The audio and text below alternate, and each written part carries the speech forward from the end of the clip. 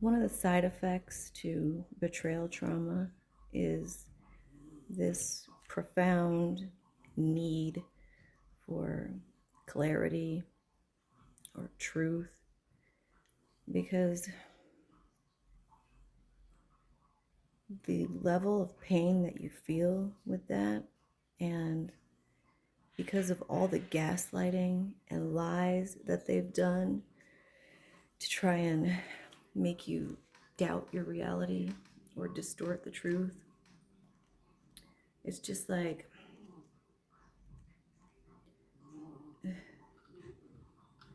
it's just something that will just nag, like, until you realize that you're never going to get that. Because I mean, for years I would ask questions and my intuition was always right, but he would gaslight me and say I was crazy or I was paranoid or everything's fine. And you know, when you're told something that much, it kind of makes you start doubting your intuition. And also, because of the things he's actually doing, you would think, yeah, like his lie was almost more believable. Because, I mean, who would think that your fiance is cheating on you in someone's car in front of the house while you're inside waiting with a movie on pause? Sounds ridiculous, right? I mean, just who would do such a disgusting, horrible thing? So you want to believe his lie? We were just talking, because I'd say, why did it take you so long? Like, usually it takes 5 minutes for you to run out and, hand someone a baggie. But, there were certain occasions where I noticed it would take 20 or 30 minutes. Kind of strange.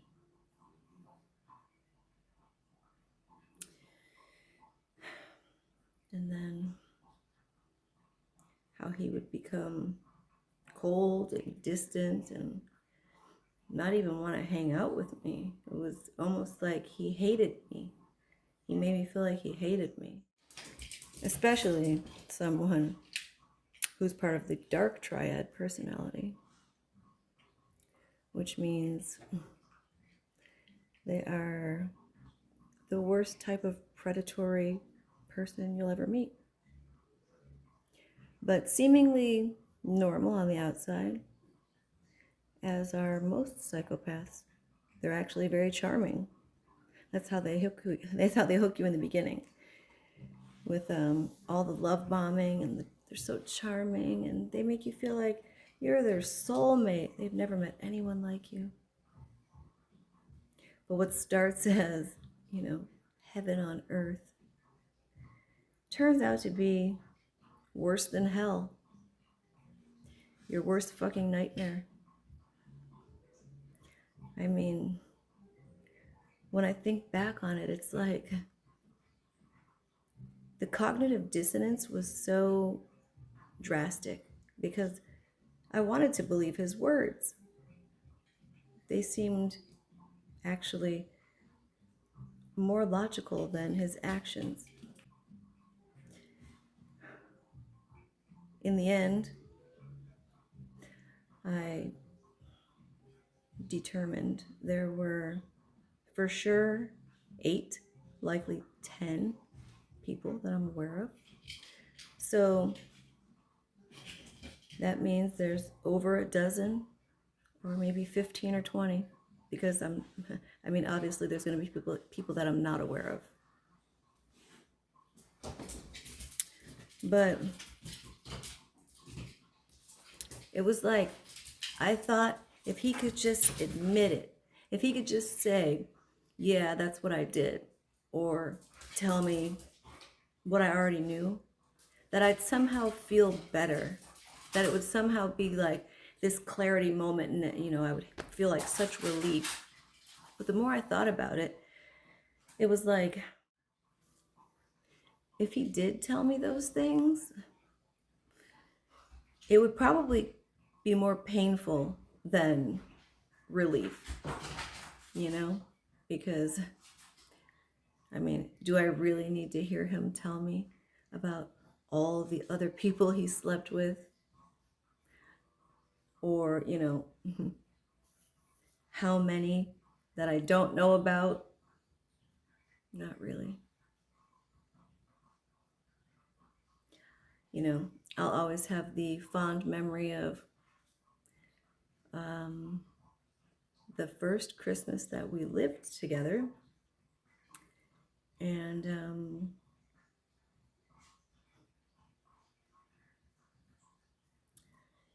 actually, he never had gifts for me. So first Christmas, second Christmas, he never had a gift for me on Christmas.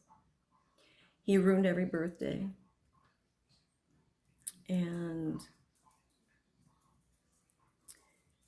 in 2021, 5 days before Christmas 2021, he took my car and said he was going to a work Christmas party, but that I couldn't go. It was only for employees. And I said, well, where is this party?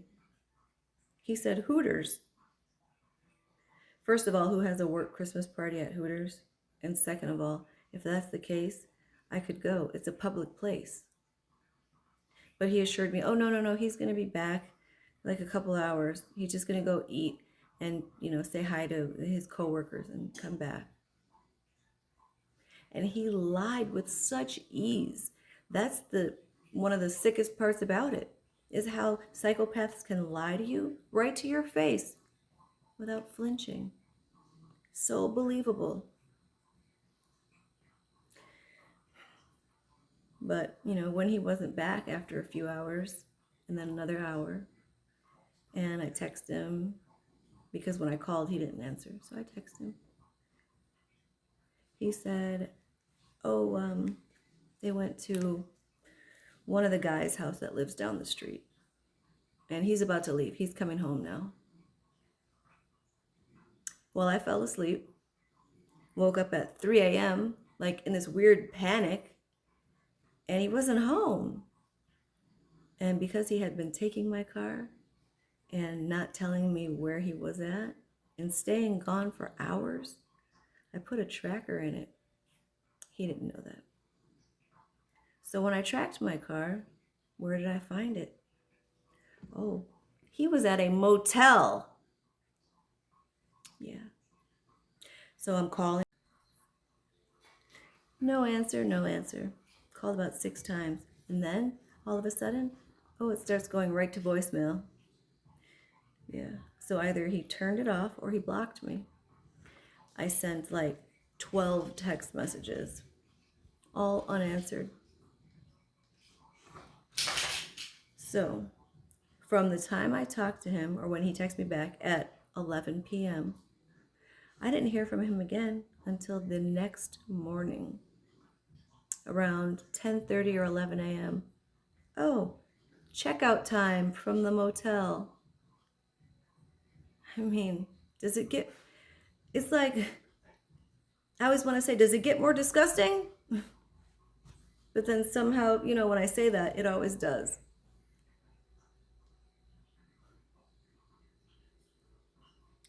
So, in addition to that, he had several long-term relationships behind my back, leading a double life like only a psychopath could. I mean, you hear about sometimes, like in these crime shows or like on TV, about, he was leading a double life, and he had a whole family behind his family's back. And I would always be like, how is that even possible? Like, how does that even work? Well, I found out. Because, he'll treat you like garbage and start arguments with you for no reason, or claim he's got to work He's working late. He's working out of town. Oh, he's at his mom's house. Oh, he fell asleep. Yeah, he was in his car and he just fell asleep. Oh, and his phone died too. It's like, he really expected me to believe that nonsense. Every time I called him out on it, it was like he was shocked. And he hated it. So what did he do? Oh, he got mad at me, of course. Because I called out his lies and told him what he was doing. And, he had to try and deny it and then get mad at me. I mean, how do you play the victim when you're the one that is being the disgusting serial cheating abuser? But that's what he did. So I realized I don't need him to tell me anything. I mean, what good would it really do? None. Because whatever he tells me will either be a lie or, like a little bit of truth. But he is just literally incapable of telling the truth. And that's the one thing that all of the serial killers had in common during their psychiatric evaluations. They were unable to take accountability for their actions. John Wayne Gacy murdered, I think, 33 boys, and said, I did it because they were, they were worthless. So I was just, cleaning up the streets. And it wasn't his fault. He was, he was just helping. Like, he was helping clean up the streets. Yeah. By luring boys to his house and getting them drunk, tying them up, and choking them to death. And in one of the interviews, he said his last victim was struggling and convulsing for over an hour. How do you sit and just continue doing that to someone and just watch the life go out of their body for an hour? But how do you tell your girlfriend that you love her and give her a kiss goodbye and walk out the door and drive over to another woman's house where you take her clothes off and have sex with her?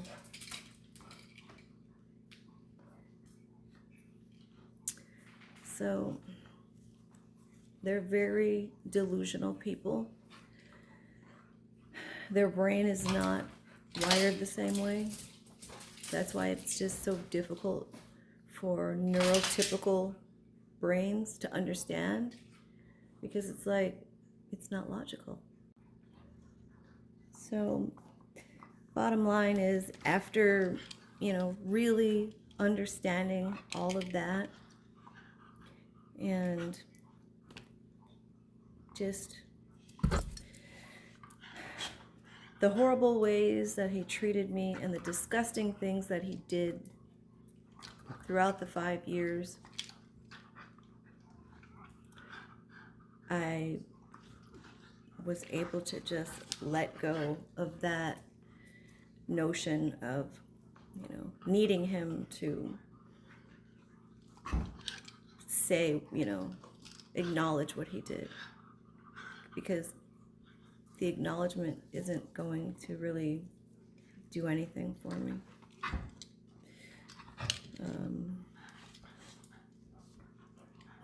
I mean, not that he could even acknowledge it. So that was the other thing to realize, is that, I mean, even if he wanted to, he couldn't. Just literally couldn't.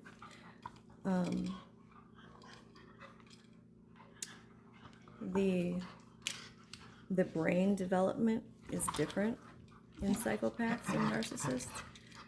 That's why, you know, they don't feel remorse, because they don't have a conscience. I used to be so confused about how he could stay over that other person's house while I was here just crying in so much pain and confusion, and he would ignore me,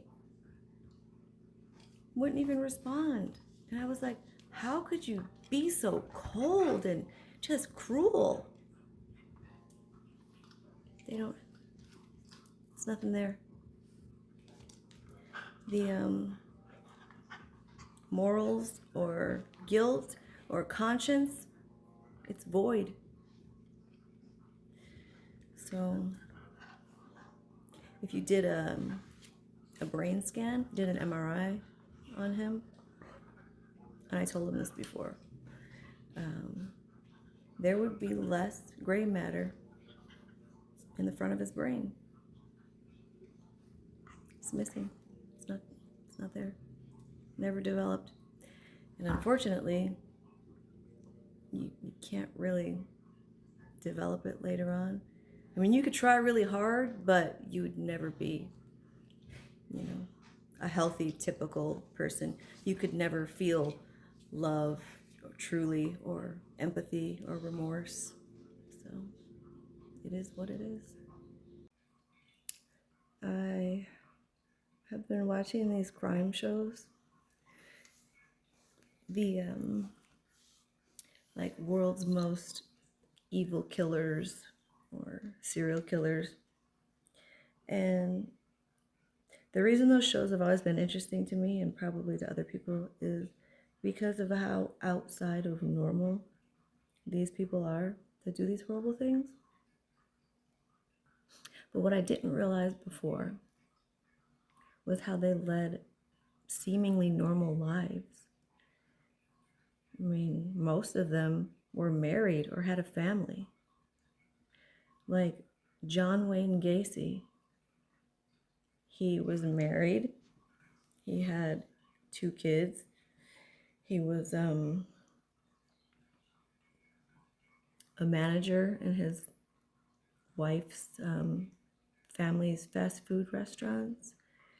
And it was like a pillar of the community. Like all his neighbors liked him.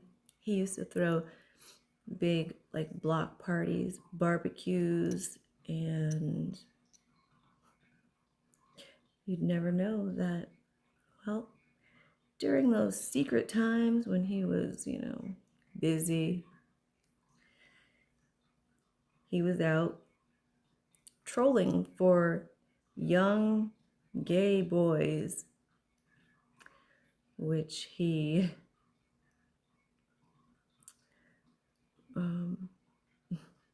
raped and murdered and buried under his house.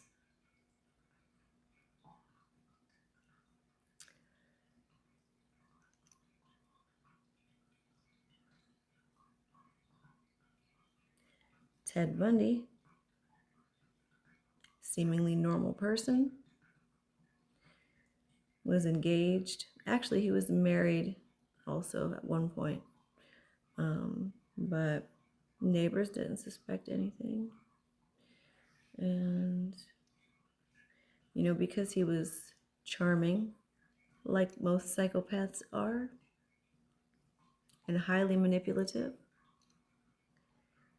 well, he would play the oh, I need your help. Can you help me with this? And, if the girl was like, I don't know, he'd be like, oh, just real quick. It's just only going to take a minute, and then as soon as, they got close enough to him. I didn't get to finish my video yesterday, but I left off saying as soon as they got close to him, he would pretend to be like on crutches, or his arm would be in a sling or something. But, as soon as they got close enough, he would attack them, chloroform them, and then, proceed to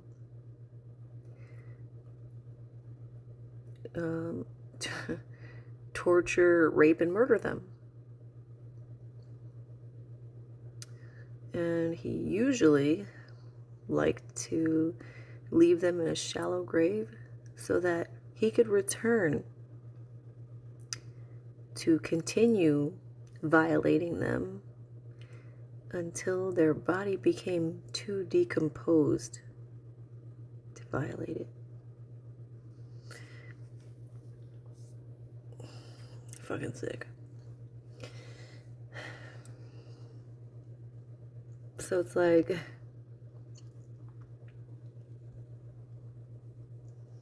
so not normal, right? So just far beyond like anything you'd ever think of doing or anything you can comprehend.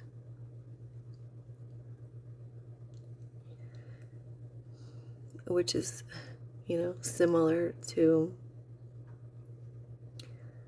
Todd, because the things he did and the way he was able to do them with just such ease, incomprehensible. I mean, a normal person would never, think of doing anything like that.